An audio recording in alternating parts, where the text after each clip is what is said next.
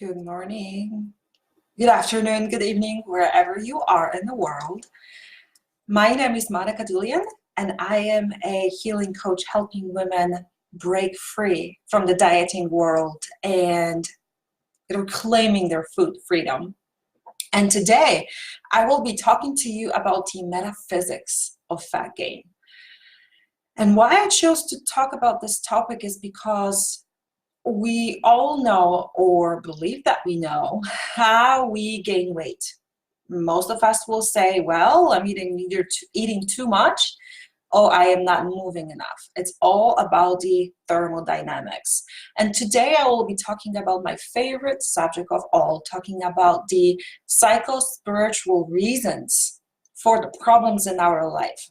So today I will be talking about fat gain, the adipose tissue growth. Let me start with going over a little bit about what fat is and what role does it play in the body. Fat is an energy storage unit, okay? And one of the other things that also fat gives us is a little bit of cushion, protection. It surrounds our organs in the body, providing protection for them. Fat is also a structural component in our body, giving us structure, giving us the cushion under our skin. It makes up our cheeks. For women, it makes up most of our breasts. It makes up our bodies. It's not only the muscles and the bones that make the structure of the body. It is also the fat, especially the fat that is in between the organs, keeping them safely cushioned inside. Fat is also one of the components that we need for hormone production. So the more fat you have, the easier it is for the body to make hormones as such as vitamin D, the precursor to everything, which is a cholesterol. So fat is actually very, very important in the body, and especially for the brain health.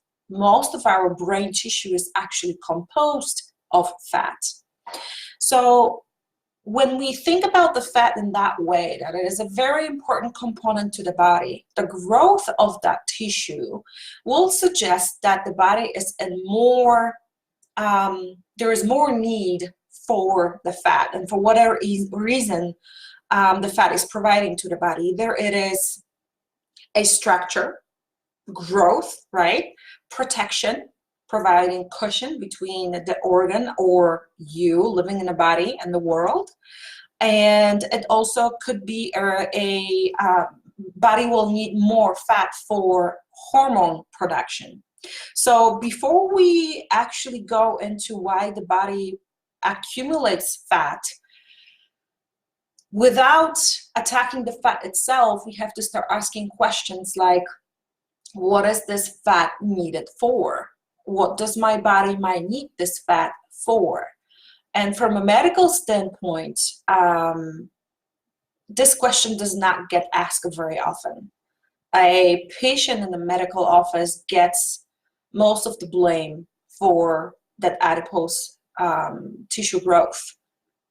Well, you're eating too much and you're not moving enough, the doctor says. You have to go on a diet and exercise. And very rarely, doctor will start digging in a little bit deeper to see why is the tissue growing and why is there maybe an increased appetite. Maybe there is also a lowered movement of the body. The patient is not moving enough. So dig in it deeper, and that's what the functional medicine doctor will do once you go and talk to the doctor that is trained in digging in deeper and finding the root cause of the problem. Or many holistic doctors will do that for you as well. So today I am not going to be talking about the physicality of fat gain. I'm going to be talking about the metaphysicality of fat gain. So let me start by saying this. Fat is not a problem in and of itself. And by attacking a fat in any way, we are not going to get far. Fat is a symptom of an underlying problem. So one layer deep under, we have a problem of fat. That's what we believe we have. When we dig into that and see what's going on, it's mostly our behavior with food or the energy source that we have that is causing this growth of fat. So how we eat, when we eat, and the amounts we eat, it's often a direct reflection of the digestion, assimilation, and consumption of information. If we talk in metaphorical ways, which we have to start thinking in those terms if we want to understand the metaphysics, spirituality, and emotional components of health.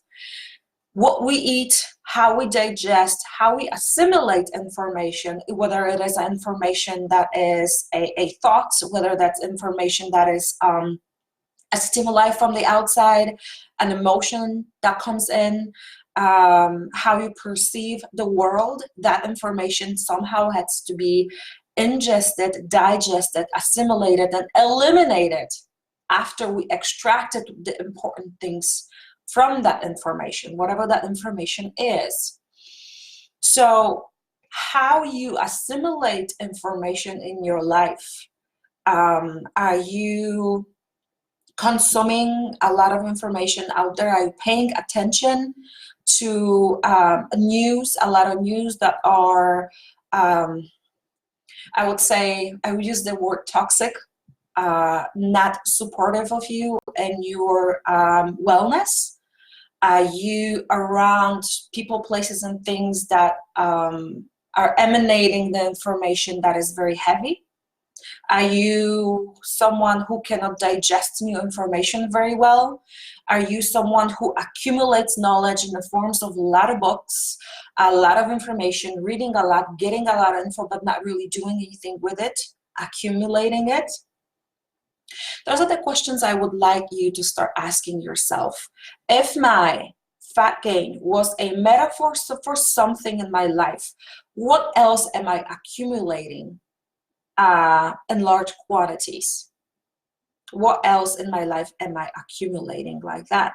Okay, maybe there's thoughts. Maybe you are really focused on something and thinking about it all the time, not really doing anything with it.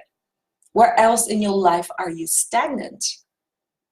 Okay, and when we move even one layer deeper and think about the food that we are ingesting or the information, for the purpose of this video, they will be used interchangeably, information and food. Food is a social glue that keeps us together within the circles of people. We gather together to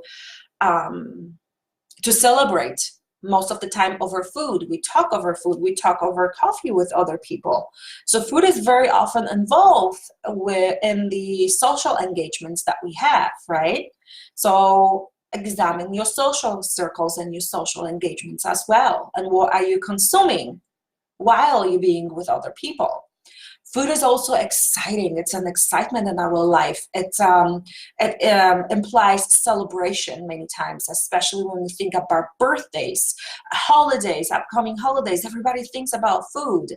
Food has this the flavor and the fragrance of celebration to it as well, right? So could it be possible that in your life you feel stagnant, uninterested, stuck, bored, and food is providing the excitement in your life, the information of excitement, the reason to be excited?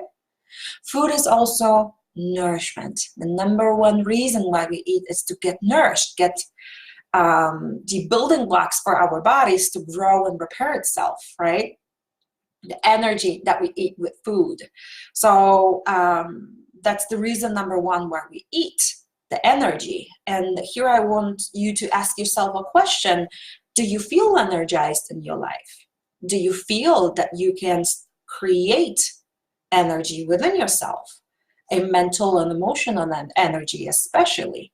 Or are you someone who does not know how to do it, which is okay. It is a skill that we all are relearning being here on this planet. Maybe you're getting your energy from outside only. Do you feel that you have the resources within yourself to create a state of mind on an emotional state from scratch? If not, are you getting that from food? Food can be also a status symbol and symbolize something about us and where we are in life. When I was on a elimination diet for my Hashimoto's, there was a period of time when I believed I am better because I am eating healthier and more clean. So that automatically implied that there's something better about me because I eat a certain way, or I can afford to eat a certain way. Eating organic can be very expensive, especially when you're eating organic meats and organic dairy. So it also can be a status symbol. And are you getting your worth from your ability to access certain foods or eat certain foods or at certain restaurants? That's another question I would love for you to ponder upon. Food is also very soothing. Food has been given to us in moments of stress. I see it all the time. We take our children to a hospital, to a doctor's checkup, and we reward kids with lollipops. They have lollipops and little suckers everywhere in doctor's offices. You got a shot, you're crying, here's your reward in the form of food, something sweet. Little children, when they cry, the moment they're crying, for one of the first things the mothers check is whether or not the kid is hungry. So there's soothing component to eating as well, and we learn that from our childhood. Food can also be a distraction when we are avoiding life, avoiding something very, very important, avoiding something painful. We many times distract ourselves with food. And if you have other questions about this one, I can talk about it for hours, because that was one of the reasons why I was overeating in my life. I was distracting myself. It was a numbing agent. Eating and the act of eating and chewing was very soothing and numbing to me. Food also can symbolize belonging. Belonging in the way that goes also with the celebration, belonging to a circle of friends. We share food, we give food to others, we receive food as a gift. Many times I'm sure you have received a really nice box of chocolates for some occasion. It can symbolize belonging. So that symbolism of it is many times what you're reaching for when you're reaching for a certain food, not the food itself. It's how it makes you feel. We're sharing love. The food can symbolize love. Many of my clients, when they talk about, especially their mothers or grandmothers, they talk about how they have been always given everything in plenty and given seconds on the plate. There was always a lot, and that symbolized their mothers or grandmothers' love and caring. And food can also be a reward. And I will be talking about it a little more in a moment. The reward for a crappy day that you might have had at work, or you being a good girl on a diet during the week. So on the weekend, you can finally allow yourself to have something, a little guilty pleasure in the form of chocolate, for example. So it can feel like a reward. So when we are talking about the metaphysical reasons for fat gain, we have to explore our thoughts, emotions, and the state of our spirit. So let me talk a little bit more about that. When we dig even deeper, why we gain fat, we arrive at the conclusion that we're eating too much. And now while we're eating too much, we just covered a lot of information about what is food actually providing us with. And that is also a symptom. That's not a problem in and of itself. The behavior we have with food, we have it for a certain reason, right? So there must be some kind of lack, some kind of emotional trauma, some kind of negative emotion that makes us believe that food is going to fix it. So there is some kind of pain underneath all that. And here is where I'm going to talk about that pain and the real reasons why we gain fat.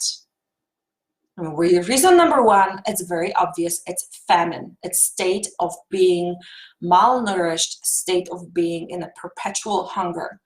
And this state can also be brought into your life from your ancestors, your mother, your grandparents, and people that came before you that passed down the DNA to you, and that DNA has been affected by a longer period of famine. That can be, it doesn't have to be famine where food was not available at all. Food could also be been very scarce or difficult to get because of abundance issues, money issues. Okay, so if your history, if your personal genealogy, your family history has some famine in it, periods of not enough food because of outside circumstances, ask yourself if you might be perhaps eating for the ancestors that did not have food in the past. Does it sometimes feel that the hunger you are experiencing is not really yours? Okay, so those are the questions that I would love for you to start noting and writing down and answering in your own time or during this video. Let me see if I have any. No. Okay, I'm looking if you have any comments, any questions. As I was talking about the famine, abundance issues come into play as well. Feeling like there is never enough. Feeling that you are in a state of poverty. And this could also be an emotional poverty, especially when it comes to comfort and safety. Feeling like you are reaching out and whatever you need is not coming in. So you are accumulating whatever you have for the times where you're going to be needing that. Because in the past, getting resources in whatever form was difficult. So metaphorically speaking, fat could also symbolize the accumulation of resources because they come very difficult. It's difficult to get them. So it's better to accumulate them. Another thing that mode goes along with abundance issues. You feel that life never works out for you, that you are always getting something last, or that everybody has it, but you have to work very, very hard for it. Feeling that you do not have resources to get something, that life is out there to get you, okay? Feeling worse than the general rest of the population, your friends, circles, your family. You always have it the worst. Being in that victim state and feeling powerless to the circumstances in your life. And also, accumulating fat can go hand in hand with feeling disgusted about yourself or with yourself and self-punishing with food. Okay, and if this is something that answer entices you, I want you to ask yourself, who made you feel that way, that you should be disgusted with yourself and you should be punished? This goes back to childhood, and maybe you were told or made feel that something about you is not acceptable. And this can go as deep and as being able to go to the bathroom and relieving yourself. That this disgust about the body itself and about what the body does, the physiology of it. Could it be possible that you were taught that your body is disgusting in any way, shape, or form? Have you ever been punished for not making it to the bathroom as a child, for example, and relieving yourself in your pants? That is one of the reasons that I found working with my clients that is helping the body to accumulate fat. That it's a representation of that shame and disgust. Speaking of fat and criticism coming from parents, fat could also be protection from very harsh environment that you are in, from the attacking words and you being in a hostile environment. Fat could also represent a layer of protection between you and the world. And that comes especially with physical abuse and sexual abuse. Making yourself unattractive can feel safe if you have been exposed to uninvited attention, especially for women, especially that attention coming from dominant male figure. I haven't seen enough of that in my work that this rings very, very true for a lot of us. Protection from what? What could this fat that you're carrying around protect you from? Toxic people in your environment? You being verbally attacked? Maybe you're also feeling very safe, feeling insecure. Keeping yourself in this encasement of fat keeps you safe because you do not have to then, you have an excuse not to be exposed, not to speak up your truth. Maybe feeling ashamed keeps you very, very low to the ground, not sticking out. I'm speaking in metaphorical language, so I hope this makes sense. Feeling insecure, feeling small, feeling shame, being shy, feeling like you need to stay shy could keep you safe. It's a secondary gain. Maybe in the past when you, especially in your childhood, you wanted to shine and share your gifts and talents with the world, singing, dancing in front of your family, you were shunned for it and told to basically just be quiet, shut up. This is a adult environment, and you kid, go ahead and play in your room. Stop bothering me. You are being almost squashed and this anger because you were not able to speak up and show you the truth about yourself is then encased in that safety of fat. Maybe you were not able in your family, especially in your childhood home, to express anger. And I don't think a lot of kids out there growing up could express their anger. They were shamed for it. So that fat could also be a safe environment for that anger to be stored until you can express it. And many of us are carrying anger from our childhood up into adulthood. Okay? I found one more thing with our clients, and that was actually true to me, true with me, is that accumulating fat, especially in the stomach area, especially for women, could be a symbol for being pregnant, either with your own inner child and that inner child waiting for you to notice it and start nurturing it, or for women who have had pregnancy and now have adult children. There was something about being pregnant that was very dear to them and made them feel safe in any way, shape, or form. So carrying a little bit of that in the form, a symbol of the pregnancy around the stomach area especially, could be giving you a feeling of being pregnant, okay? A lot of women do find being pregnant a pleasant experience and during the pregnancy, right? Amongst being in pain all the time, not being able to move and growing big and not being able to get out of bed. There is something good about it. And it's deep, deep in our DNA. Being pregnant means this and that about us. It means I am needed. It means I get to nurture. It means I am creative, right? So is there maybe a suppressed creativity living in the fat that you have around the stomach area? Okay. Another thing, being bigger, like in any animal world, right? Being bigger means you are safe because you get to stand up for yourself. Being bigger, having a bigger body size means you might be able to find the strength to fight for yourself or protect yourself. It's almost like a shield that you are carrying around you.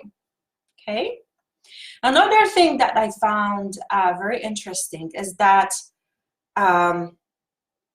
especially for women, being attractive could have been very threatening to a dominant female figure that you were growing up with. And I have noticed that with some of my clients and people that I work with, they have very attractive mothers, and they were always second best to them. And they were made, they felt it very real in their bodies, that I cannot be more attractive than my mom, because then she isolates me, she gives me the silent treatment, or she is talking about me in ways that are not approving. So in order to gain mom's approval and love, I'm going to make myself less attractive than her so she then can accept me. Let me know if that makes sense to you, especially if you are a woman that has experienced that growing up. Also, because food can be distraction, you might have issues relaxing, slowing down, and really taking your time. There always something has to be done, and one of those things can be actually eating, act of eating food. And you can see that everywhere. People not being able to watch a movie without snacking, us not being able to have a social gathering without food. There always has to be something extra going on. And while speaking about relaxing and slowing down, for some people who are living in the spiritual realm, or people who are empaths and they interact with energy a little more, or they feel it a little more than others, food can be very grounding, right? And the actual body size can also slow you down in life. So those two go together. Is it possible that food and your weight and your size and how much the earth pulls you down, the gravity, feels very grounding and soothing to you? Are you someone who feels better in life when you are slow and sluggish? What would happen if you lose all of this adipose tissue? Would you then be able to finally go after the goals that you have in your life?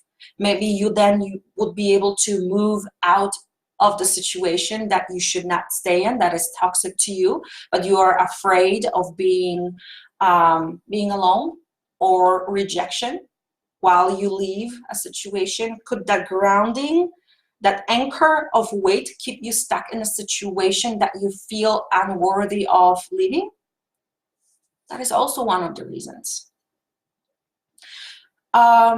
And I'm looking at my notes. I wanted to cover a lot of information here with you today.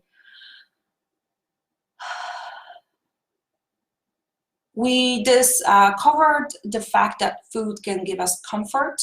So when in the past we were given a certain kind of food, or we associate food with a person that is now gone, we're going to be reaching out for that food because we want that comfort. It's a soothing agent. So one of the questions I ask myself when I am fixating about a certain kind of food, or my clients feel that they're addicted to something, I am asking them and myself, if I could not have this food at the moment, what other thing or an emotion would make this moment okay? What would improve my state of being at now? What do I need to feel? And for me, many times that feeling is validation and being seen. Being seen, and I would love someone to make me feel that what I am feeling right now is okay. It's a validation for an emotion.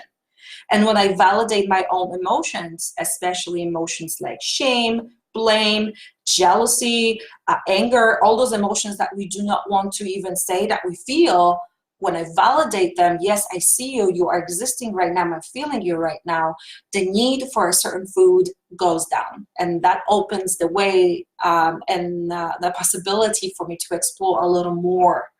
Why am I feeling this emotion? What made me feel like this?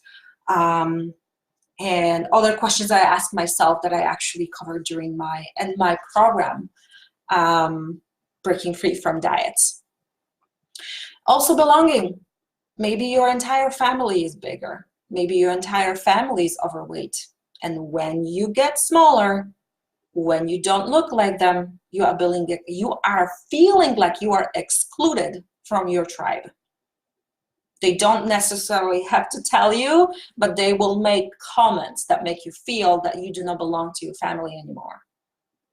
I have seen that enough times in my practice to be able to comfortably speaking about it. Not feeling like you belong to your family once your body size shrinks, if the entire family is bigger. Also, if the entire family has a culture that is heavily food-based, where everything is celebrated with food, when the most prevalent way of showing love is giving food to others and making food for the family, and rejecting that food from a family makes them feel like you're rejecting them, and you don't want to be the one that rejects them. It happens on a very unconscious level. You are not thinking about it. You are not choosing this. This is something that happens automatically. And this is why. It's happening because in the body there is no logic. Logic leaves the room when we're talking about the body. In the body there's only one question: whether you feel safe or not. And what makes you feel safe is very different to what makes me feel safe. I might be feeling safe with something that makes you feel unsafe. So if you feel safe carrying around extra fat, removing the fat will make you feel unsafe, and you're going to return to doing whatever behavior you had that makes your body accumulate fat. That's why I am inviting you to start considering that the fat is not your problem.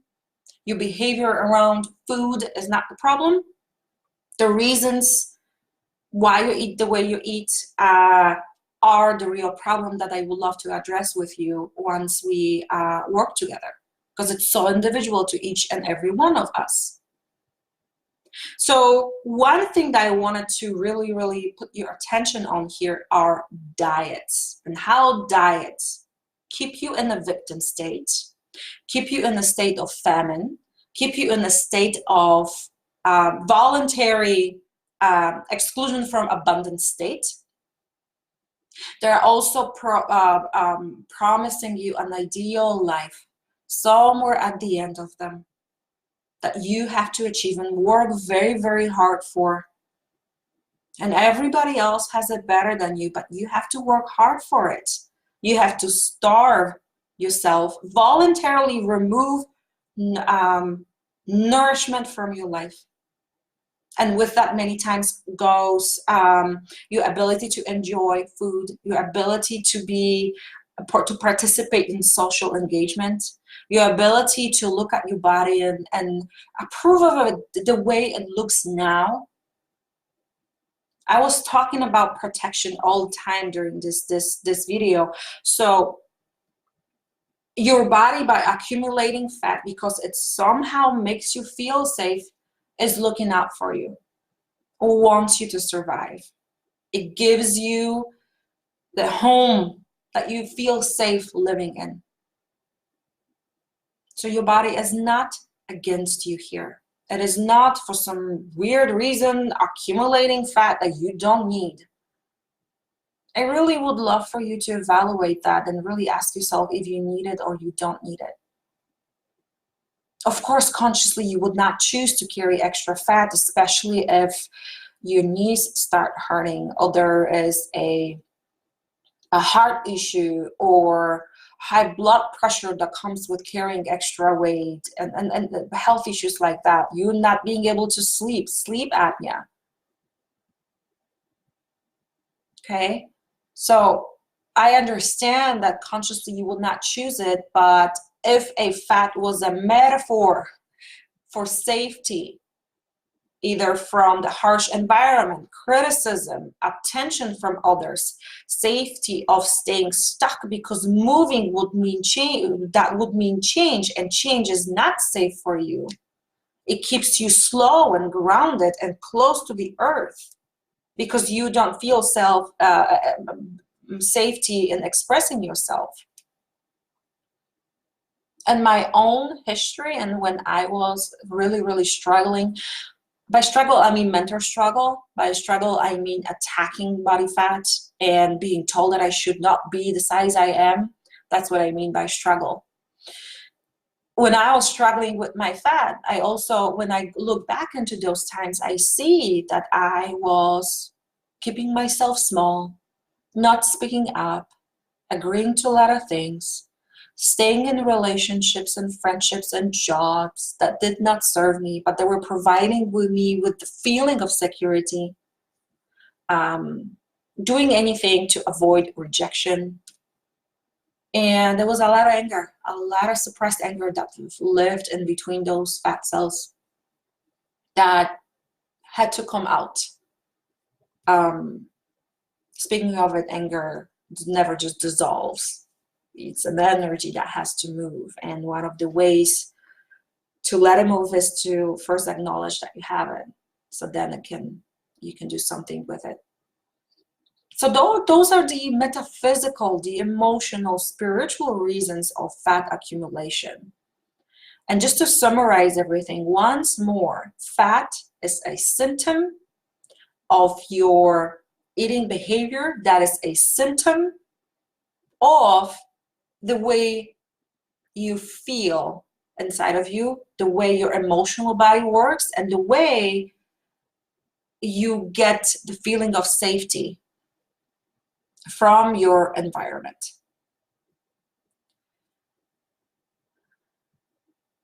One of the best ways to understand and start understanding, maybe opening yourself up to the possibility that extra adipose tissue is providing you with something positive, is start asking yourself, what could this be protecting me from? If I did not have all this fat tissue, what would change in my life that I don't want to change? And am I perceived different? Especially, am I perceived as a better person in any way, shape, or form when I have extra fat? Am I then belonging to some social circles? Am I then being seen as the gentle one? Am I getting pity from others? Because I cannot get compassion, I don't feel like I can get it, so the best I can get is pity. Do I feel disgusted with myself for some reason, so I'm self-punishing with food? These are great questions to start journaling about, or just asking yourself. But if you have more questions about this, you would like more clarification on any of these points that I just discussed, or you have a different opinion about what I just said, please comment in the comments down below and let's have a discussion about this. As I said, everybody's different, everybody feels different, and the work that I do concentrates on you specifically so we can discover what it is that makes you feel safe. So we can then heal the underlying wound that makes you then believe something that is not good for you makes you feel safe, so that you can effortlessly, without effort, start changing. Okay? So I wanted to thank you all for paying attention. This video got a little long, but I felt that I needed to cover these points with you to really let you know what it is that I do during in my program, and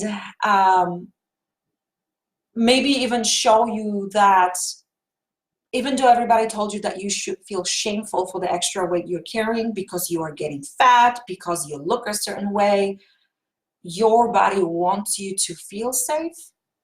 And once we work with that and wrap yourself in that truth, then we can start making real changes that are not going against you, but are going with you, specifically with your belief system, your past trauma, and your family history, associations you made during childhood, how you were fed when you were in your mom's womb. Was there enough food? Maybe you are now accumulating that because there was never enough. Okay? Let me know in the comments down below. Thank you so much for paying attention, and I will talk to you guys soon, covering more topics like this. Thank you. Bye-bye.